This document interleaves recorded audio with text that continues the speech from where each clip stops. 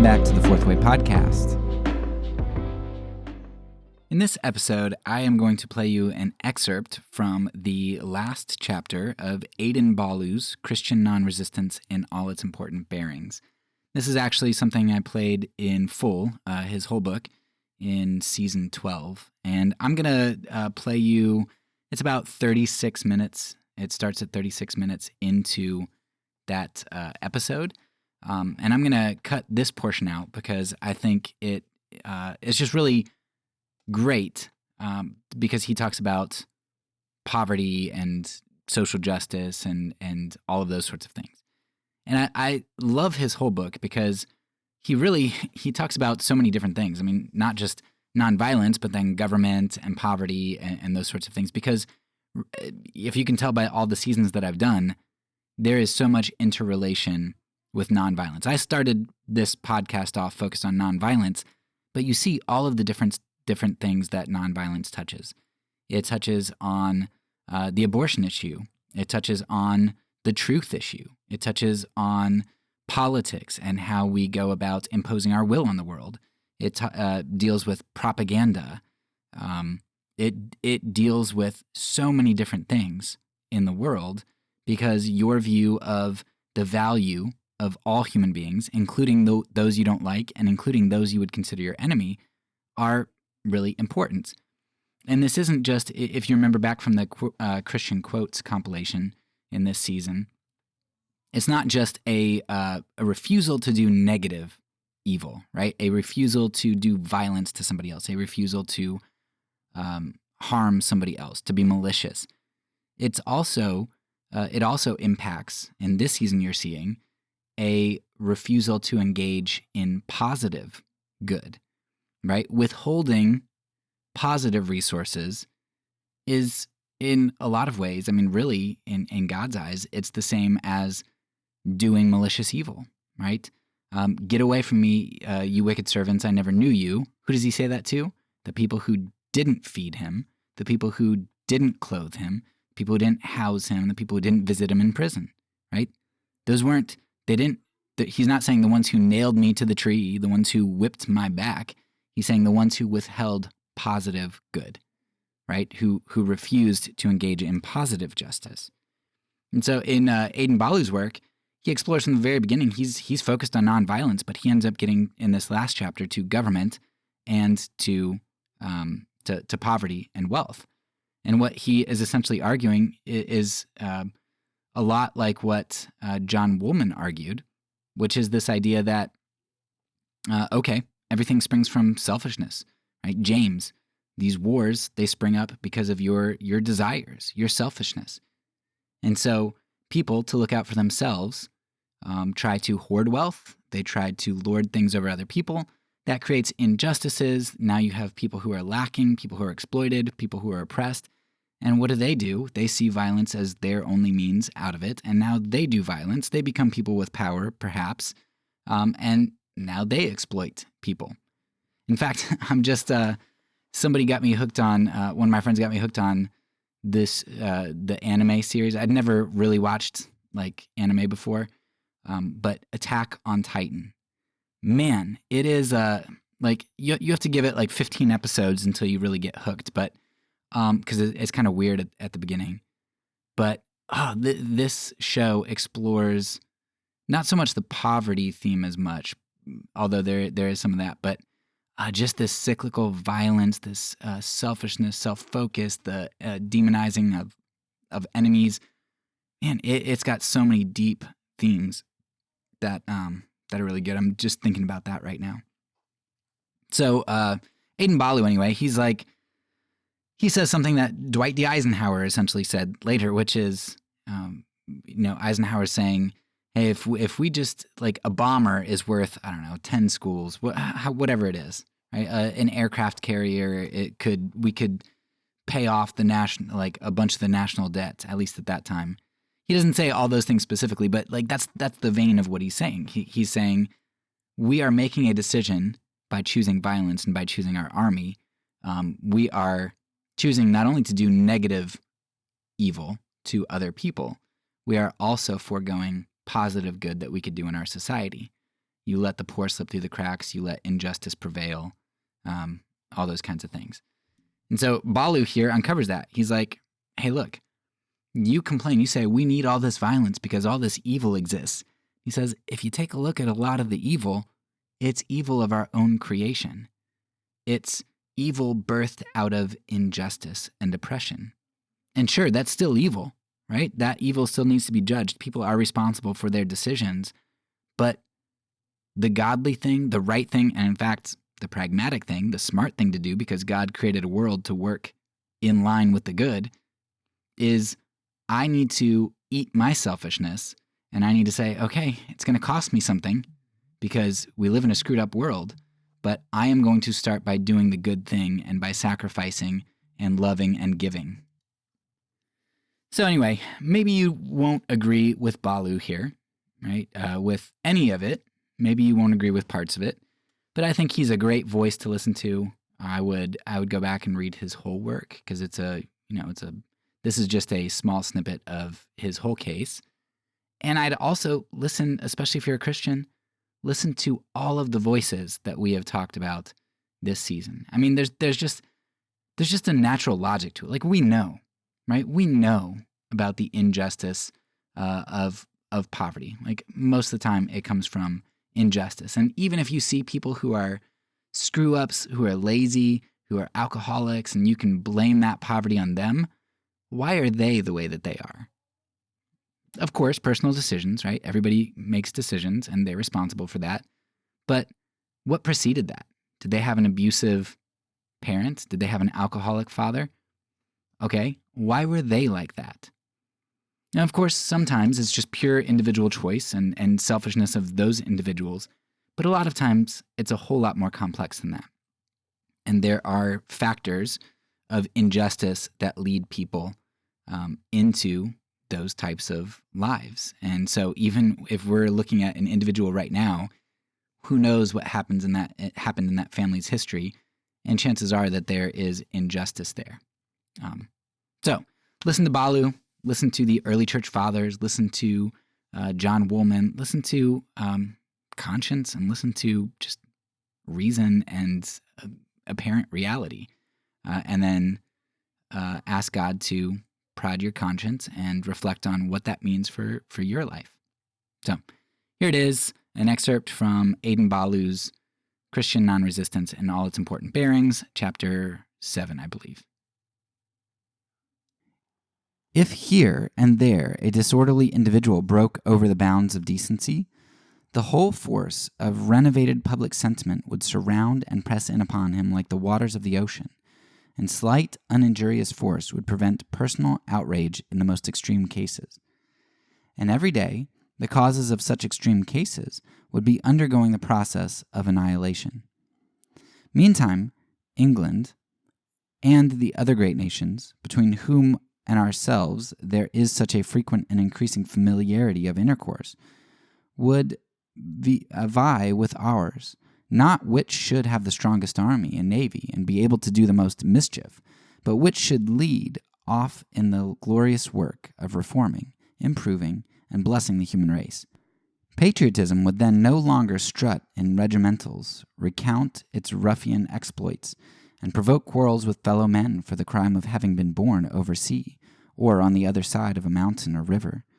It would glory in superior justice, forbearance, meekness, forgiveness, charity. O glorious heirs, I see thee coming to smile on my country and the world. Thou art advancing in silent majesty on the remote verge of this blue horizon. Clouds of dust intervene between thee and the uncouth present. They conceal these from the gaze of the boisterous and bustling multitude.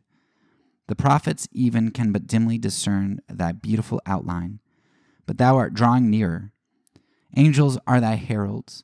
The morning stars are singing together in the train, and the sons of God shout for joy. In due time the heavens shall kiss the earth in thy presence, and the earth shall be restored to the bliss of heaven. View of present order of things and remedies. But we must turn back from this vision and listen again to the scoffs of skepticism, the growls of frowning bigotry, and the jargon of Babylon the Great.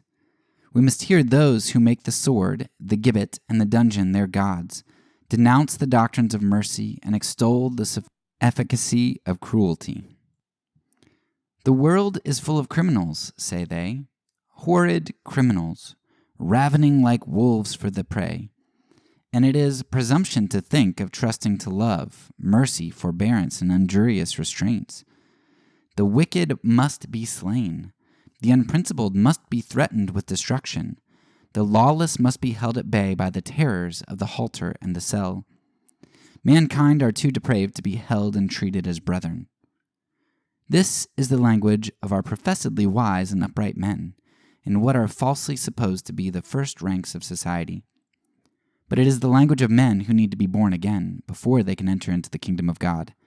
Pharisees and Sadducees, haughty religionists and moralists, who know not their own hearts, nor what manner of spirit they are of. They look not into the cause of crime. They feel not for their fellow creatures, who are born and have lived under the worst possible circumstances. They see not that 9/10 of the crimes of those whom they glory in bringing to the punishment might have been prevented had good people, so-called, been good enough to care for others beyond the precincts of their own blood relationship. They themselves are great sinners and need great mercy, yet they have little compassion on their fellow sinners of a lower grade. They live in a sort of conventional decency and imagine it to be true morality. They are clothed with the fashionable garments of a superfine selfishness, and vainly imagine themselves acceptable to God. They are supremely covetous of this world's goods, and revel in the midst of extravagance, yet think only of the guilt and deserved punishment of thieves and robbers.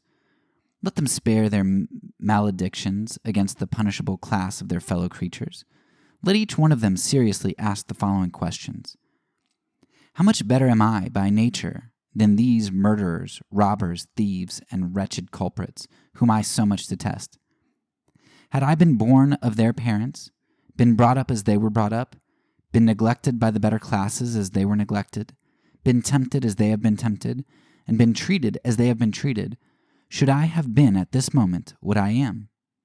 Should I not have been one amongst them, hated and hunted down as a hopeless reprobate? How much attention have I given in my whole life to the consideration of the causes which make one person to differ from another? How much time have I spent in earnest endeavors to prevent my fellow creatures from falling into these crimes, in educating them while children, providing them a good home of industry and comfort in youth, and inducing them in mature age to lead orderly lives? How much thought, how much affection, how much time, how much of my money have I devoted to such purposes? Have I considered these things? Have I brought up my family to consider them? Have I proposed them to my neighbors? Have I brought them before my religious or literary associates? Have I tried by precept, persuasion, and example to unite my friends in preventing pauperism, vice, and crime? Or have I thought chiefly of deterring and punishing crime?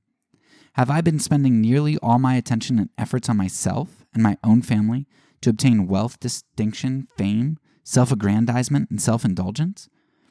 Have I not been living all this time to myself and for my own little circle of relations and friends? What has my religion done towards making me a Christian after the pattern of Jesus? What has my morality amounted to but worldly decency? And have I not done some things in secret in spite of all my religion and morality, which if known to the world would plunge me into the depths of disgrace? What have I to boast of? Why am I so intent on punishing instead of forgiving and reforming my less fortunate fellow sinners?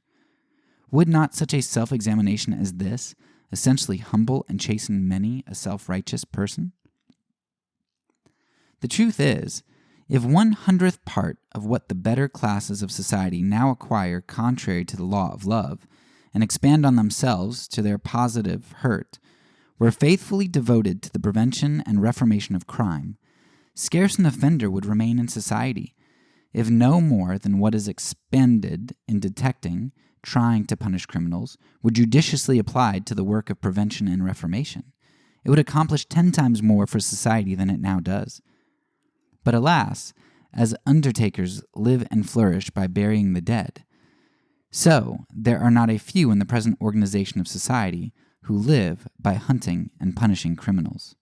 And yet, many of the worst offenders luxuriate in perfect impunity, fortified by bulwarks impregnable to the penal laws.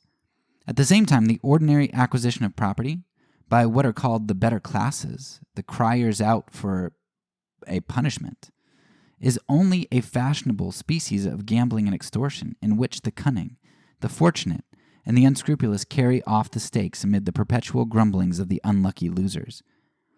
Besides this, intemperance and licentiousness are permitted to allure millions through their licensed portals at the chambers of hell, and slavery shakes her whips and chains over a sixth portion of a professedly free people, under the protection of our star-spangled banner. Is it any wonder that such a state of things, such a religion, such a morality, such unbridled acquisitiveness, such selfishness, and such oppression of the governing portion should breed, foster, and perpetuate all manner of vice and crime in the under classes of society? Not at all. Therefore, Christian non-resistance protests against the wickedness of the punishing, as well as the punished classes. It proposes and insists on a radical reform. And when this reform shall have gone forward to a certain point, a government untainted by military power or penal injury will be both practicable and certain. To show that such a government is possible, I will now present a clear, discriminating, irrefutable extract from M. Guizot, Prime Minister of France. Extract from Guizot's letter. Is it not forming a gross and degrading idea of government to suppose that it resides chiefly in the force which it exercises to make itself obeyed in its coercive elements? Let us quit religion for a moment and turn to civil government. Trace with me, I beseech you, the simple march of circumstances. Society exists. Something is to be done no matter what, in its name and for its interest. A law has to be executed, some measure to be adopted, a judgment to be pronounced. Now, certainly, there is a proper method of supplying these social wants. There is a proper law to make, a proper measure to adopt, a proper judgment to pronounce. Whatever may be the matter in hand, whatever may be the interest in question, there is, upon every occasion, a truth which must be discovered and which ought to decide the matter and govern the conduct to be adopted. The first business of government is to seek this truth. It is to discover what is just, reasonable, and suitable to society. When this is found, it is proclaimed. The next business is to introduce it to the public mind, to get it approved by the men upon whom it is to act, to persuade them that it is reasonable. In all this, is there anything coercive? Not at all. Suppose now that the truth which ought to decide upon the affair, no matter what, suppose I say that the truth being found and proclaimed, all understandings should be at once convinced, all wills at once determined, and all should acknowledge that the government was right and obey it spontaneously. There's nothing yet of compulsion, no occasion for the employment of force. Does it follow, then, that a government does not exist? Is there nothing of government in all this? To be sure there is, and it has accomplished its task.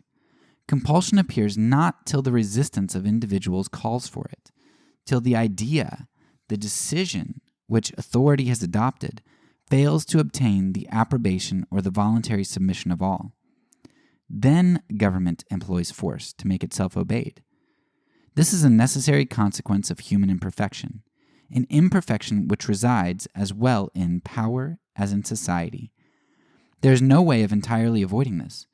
Civil governments will always be obliged to have recourse, in a certain degree, to compulsion. Still, it is evident they are not made up of compulsion, because whenever they can, they are glad to do it without it. to the great blessing of all. And their highest point of perfection is to be able to discard it and trust to means purely moral to their influence upon the understanding, so that in proportion as government can dispense with compulsion and force, the more faithful it is in its true nature, and the better it fulfills the purpose for which it is sent. This is not to shrink. This is not to give way, as people commonly cry out. It is merely acting in a different manner, in a manner more general and powerful. Those governments which employ the most compulsion perform much less than those which scarcely ever have recourse to it. Government, by addressing itself to the understanding, by engaging the free will of its subjects, by acting by means purely intellectual instead of contracting, expands and elevates itself. It is then that it accomplishes most and attains to the greatest objects. On the contrary, it is when a government is obliged to be constantly employing its physical arm that it becomes weak and restrained, that it does little and does that little badly. The essence of government, then, by no means resides in compulsion, in the exercise of brute force. It consists more especially of a system of means and powers conceived for the purpose of discovering upon all occasions what is best to be done, for the purpose of discovering the truth which by right ought to govern society, for the purpose of persuading all men to acknowledge this truth, to adopt and respect it willingly and freely. Thus I think I have shown that the necessity for and the existence of government are very conceivable, even though there should be no room for compulsion, even though it should be absolutely forbidden. From the History of Civilization in Europe, Lecture 5. Conclusion. Is this satisfactory? Is this conclusive? It ought to be so. It is not the language of a non-resistant enthusiast, a utopian dreamer, but of Monsieur Guizot, an intelligent and accomplished prime minister of Louis Philippe. Let the arrogant condemners of this idea of a pure Christian government resolve the matter and consider whether their skepticism arises out of knowledge or ignorance. To a sound mind, the case admits of little doubt. The great prerequisites to this establishment of such a government has already been pointed out. It is religious, moral, and intellectual reform among the people, superinducing in them a more Christian faith, a more Christian conscience, a more enlightened intellect, and a purer morality. This noble work non-resistance espouses, and will unfalteringly prosecute, is to its blessed consummation. To carry it forward, the faithful will lay aside pecuniary, political, military, and all worldly ambition, every weight that encumbers, and press forward to the mark for the prize of the high calling in Jesus Christ, despising the cross and enduring the shame, till they enter into his glory and partake of the true majesty of this kingdom. He is King of kings, the Lord of lords, and the kingdoms of this world shall at length become his in righteousness and peace. I've thought it gentle and ungentle hour, of many an act and giant shape of power, of bruised rights and flourishing bad men, and virtue wasting heavenwards from a den, brute force and fury and the devilish drouth, of the fool cannon's ever gaping mouth, and the bride widowing sword and the harsh bray, the sneering trumpet sends across the fray, and all which blights the people thinning star, the selfishness invokes, the horsed war. Panting along with many a bloody mane, I've thought of all this pride and all this pain, and all the insolent plenitudes of power, and I declare by this most quiet hour, that power itself has not one half the might of gentleness. 'Tis want to all true wealth. The uneasy madman's force to the wise health, blind downward beating to the eye that see, noise to persuasion, doubt to certainty, the consciousness of strength in enemies, who must be strained upon, or else they rise. Whereas all shrieks and clangs with which a sphere undone and fired could rake the midnight sky, compared with that vast dumbness nature keeps throughout her starry deeps, most old and mild and awful and unbroken, which tells a tale of peace beyond whate'er was spoken. Leigh Hunt.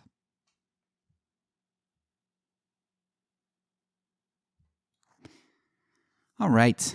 So a number of things that I want to pull out here from the final chapter of Ballou's work. First, something that if you've listened to this podcast for a while, you've heard me mention it a number of times. But Ballou, I think, points out really well at both the beginning and the end. At the first part, Ballou points out that he's basically saying that a big part of this nonviolence aspect is not just not killing people, not just this negative justice, right? Avoiding negative justice, but it's really the doing of positive justice. So in the beginning, he points out a lot of how greed and self-interest are problems in government and really cause a lot of the violence. And then at the end, he gets into it quite a bit deeper, and he's like, look, I mean, people in society, do you ever consider why 90% of the quote bad people are bad? Like, why do they make the decisions they make? And what have you really done? Like, have you really done your positive justice Christian duty? Have you really reached out to them? In the beginning of his work of this chapter, he's talking about government officials, not driving better not cars, but buggies, not drinking expensive liquids and having these feasts and things. He's like, look, government officials, they set themselves up as this other class that enjoys all these things while their constituency, a portion of them, suffers. He's like, that's wicked. That's not Christian. And then at the end, he's like, okay, so there are people who do bad things, but why do many of them do the bad things that they do? It's probably because they were raised a particular way by bad, negligent parents. They came into want because of poverty or because people are taking advantage of them. And in large part because we're not doing our positive justice as individuals, as Christians, but then the government's not doing positive justice because what is the government spending its money on? By and large, warfare. And you see this also in, Dwight Eisenhower had this famous speech where he says, every bomber airplane is like 10 schools, whatever he says. His point is, look, a decision to spend money on military is a decision to not do positive justice. And that's a double whammy for a Christian because not only are we not doing positive justice, but then what we are spending our money on is either self-interest or negative justice, right? We're going and we're killing people through warfare. So it's a double whammy for Christians, which Ballou points out. And we have talked throughout the seasons how it's interesting for me personally. I came to nonviolence through a dissonance that was created by my exposure to working with the poor. And working with the poor, I realized I am not like Jesus. Jesus was radical. And when I realized that Jesus was radical and my life was not, in regards to positive justice and poverty, if I'm really supposed to give to the beggar, maybe I really am supposed to forgive my enemies. Maybe I really am supposed to love them too. Maybe I am supposed to do good to them. Maybe I am supposed to turn the other cheek. All those things but come into view. And most of us aren't going to go and fight in a war or have dealings with violence face to face. But we do get opportunities, with more frequency at least, to come face to face with those in need, with the poor. And I think seeing the poor, working with the poor, coming in contact with that experience is a gateway for accepting Jesus. And it makes sense. I mean, like, look at his Beatitudes and the way that he talks about the poor and the outcast. Theirs is the kingdom of heaven. And when you come in contact with those people, you come in contact with the kingdom of heaven, and you get the choice to either take it or leave it. Do I really want to be in the kingdom of heaven because the kingdom of heaven is such as these. Do I want to be in with a bunch of poor people and kids if that's what the kingdom of heaven is like? Am I willing to humble myself and accept that? So it's really not surprising to me that kind of at the culmination of Ballou's book, poverty and positive justice are a part of it. So sure, his book is about why we shouldn't participate in negative justice, but a huge, huge aspect of that is going to be, because the Christian kingdom provides an alternative. We are a kingdom that does positive justice.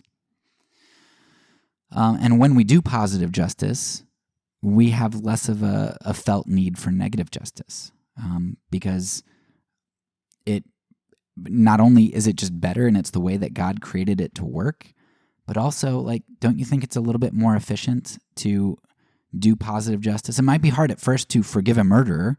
Maybe you think that he's going to go out and murder somebody else, and maybe he will. But as we start to do positive justice, we create less victims and we cut off a cycle of violence. And that might involve us eating the cost at first, initially, and having to deal with that. But long term, it's more effective too, because we build people up.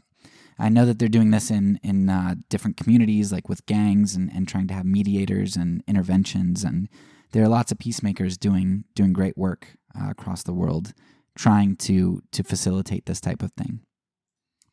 Another thing that stood out in this section was it reminded me of when we talked about our individual self-defense. What would you do if somebody comes into your home to harm you? And John Howard Yoder has a book called What Would You Do?, in which he highlights something that I think Ballou hits on perfectly right here too, where Yoder basically says, hey, look, you really don't care about, about self-defense. Because, and I'll use a more modern war because Yoder uses the Vietnam War since that's what he's writing in. But he's like, look, when your military goes over and kills a bunch of civilians, which that's what our military does. Like, they kill a lot of civilians, not saying on purpose, but it happens, right? Yoder's like, you're not really fighting for them. You say, well, that's just kind of collateral damage. It happens in warfare. That's just kind of reality. And but we've got to do it because that's the right thing. We got to go to war with this country. And Yoder's like, you don't care about self-defense. You don't care about those other people who are dying at the hands of aggression. The reason you want to maintain self-defense is because you want defense for your family, like for your things. You want to protect your things. And really, Yoder boils it down to being self-defense is largely about self-interest. Sure, we don't want our family to die. Get that. But we're okay with the Afghani collateral damage. We're okay with the Vietnamese collateral damage. But if doing the right thing means not killing somebody else or attacking somebody else, including an aggressor, we're not okay with our family being collateral damage for doing the right thing. And that's a big simplification.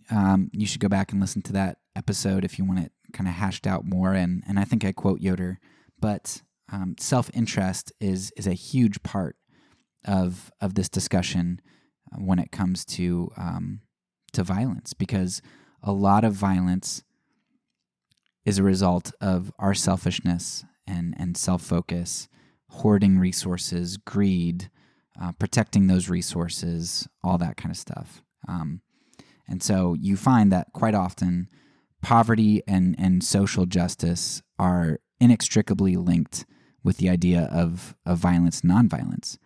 Why do we go to wars? Why do we kill? Why do we have harsh sentences? A lot of times when you really dig into it, it's self-protection, protection of the ruling class or the tyranny of the majority, if you're in a democracy. The second thing I would highlight here from Ballou's last section is I think he hits the nail on the head because for government, a lot of people have a really big issue with this idea of not voting. Like, well, what do you expect? Like, he's a commander-in-chief, not a pastor-in-chief. We can't expect our government to be perfect. And Ballou really hammers home that, basically, if you vote and if you involve yourself in government, you are agreeing to promote the things that the Constitution, state or federal, the things that says.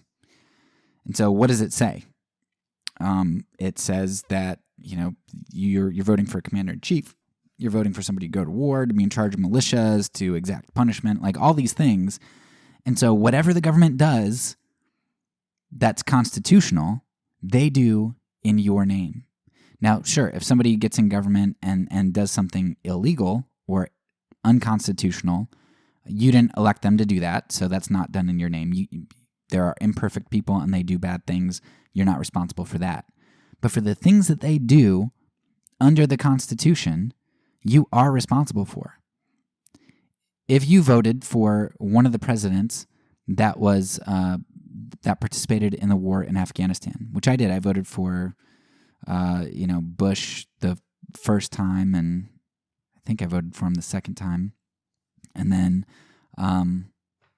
whatever. I voted in all the elections up through 2016. I didn't vote in the last one, 2020, whatever that was.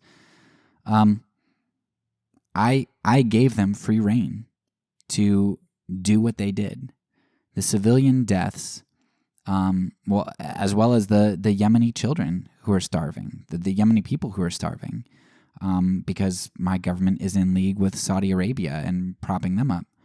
I have culpability in those events because I gave my government permission to use my name to do whatever they did that was constitutional. I have blood on my hands. And that's serious. So, and Ballou says, well, if you're nonviolent and you try to go through the government and say, well, I'm really nonviolent, but I'm going to vote so I can get on the inside and then and disrupt it from the inside and vote for nonviolent things. He's like, well, then you're just a liar because you say that you're agreeing with these things, but really you don't. So you either have to be a perjurer or you have to be complicit with what the state does. And Ballou, shows us that, well, what really needs to happen is we need to not support those things. And sure, it's idealistic to think that tomorrow we're going to have the vast majority of the American public who is practicing Christians who are doing positive justice and refuse to do violence. Yeah, it's not going to happen tomorrow, but it's not going to happen at all if people don't change and make Christ their king. And so our job is not to worry so much about the practicality of things, but to do what's right, to be faithful. So I just love how Ballou so well shows that the logic, the moral logic of participation in governmental system. Now, if you're not nonviolent, it probably doesn't weigh on you nearly as much as it does if you are nonviolent. I don't see how you can morally, logically, philosophically adhere to nonviolence and not be a Christian anarchist. That's very difficult for me to see. I don't understand how you can participate in government as it is.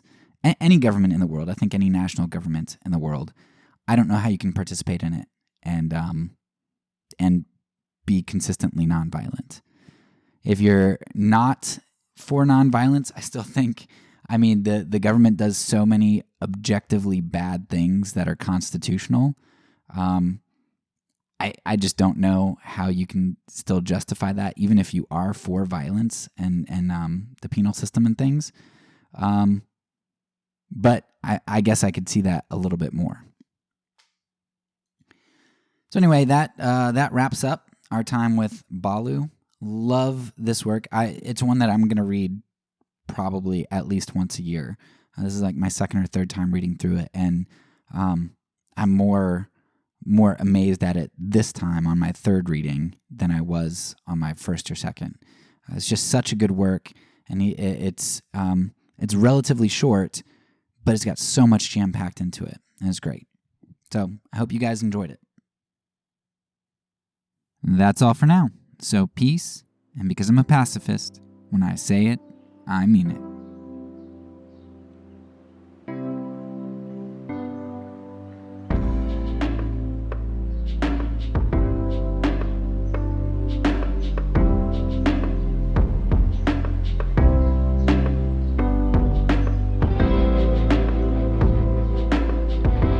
This podcast is a part of the Kingdom Outpost Network.